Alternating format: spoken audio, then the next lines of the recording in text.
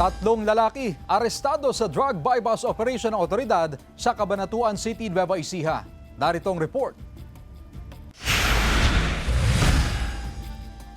Tatlo ang arestado matapos mahulihan ng hinihinalang droga sa Cabanatuan City, Nueva Ecija sa isang bypass operation sa Barangay San Juan, Akfa.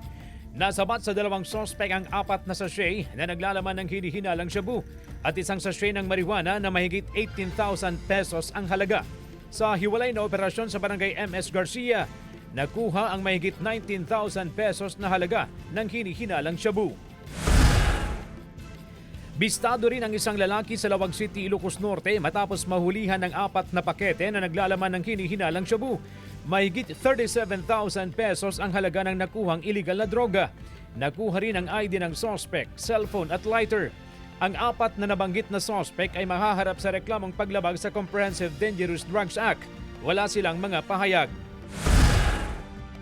Arestado ang 2 mangingisda matapos maaktuhan ng mga autoridad na gumagamit ng kompresor sa pangingisda sa Curimaw, Ilocos Norte. Kinumpiska ang gamit na kompresor, bangka at iba pang gamit pangisda ng mga sospek na parehong taga-Badok. Base sa Section 71 ng Municipal Ordinance No. 2005-02, ipinagbabawal ang paggamit ng compressor machine sa pangingisda. Sinisikap ng GMA Regional TV 1 North Central Luzon na makuhanan ng pahayag ang dalawa. CJ Torida, 1 North Central Luzon.